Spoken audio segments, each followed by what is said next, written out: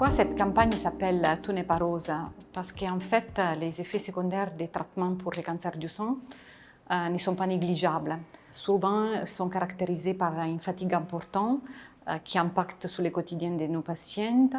Souvent, il y a des nausées ou des vomissements.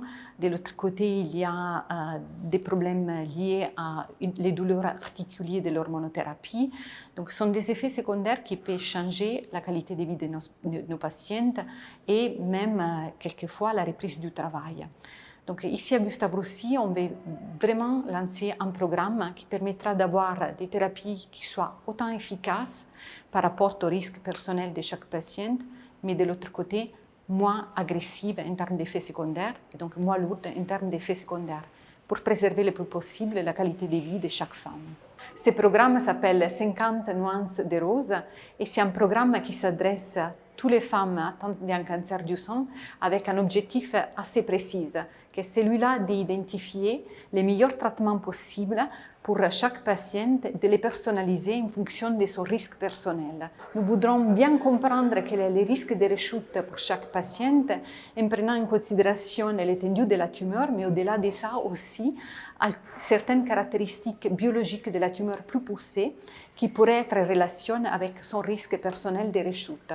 Donc l'objectif de ce programme est celui-là d'identifier des biomarqueurs, ça veut dire des facteurs qui sont liés aux caractéristiques de la tumeur et de la patiente qui pourront un jour amener à donner les bons traitements et la bonne durée du traitement à chaque patiente. En termes de temps, on peut se dire que pour les cancers triplés négatifs, déjà d'ici à 3 ans, on peut imaginer d'arriver à identifier quelques facteurs de bon pronostic qui pourront impacter sur le choix des traitements dans les prochains futurs. Pour les cancers RH positifs, nous pouvons envisager que nous aurons besoin d'un petit peu plus de temps.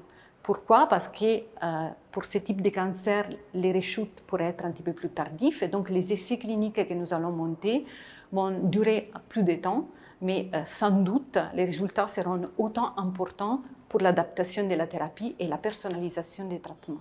Et la collecte des fonds que nous allons faire, c'est pour, bien évidemment, financer les essais cliniques que nous allons monter, qui ont comme objectif l'identification de ces biomarqueurs, mais bien évidemment aussi tout le personnel qui est impliqué dans les analyses de l'ADN tumoral circulant, dans les analyses de la biopsie, dans l'application de l'intelligence artificielle à toutes les données que nous allons collecter dans le cadre de ces essais cliniques.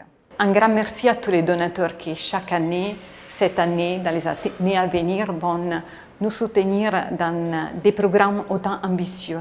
C'est grâce à eux que chaque année, nous pouvons réfléchir à de nouvelles questions importantes dans la prise en charge de nos patientes. Merci.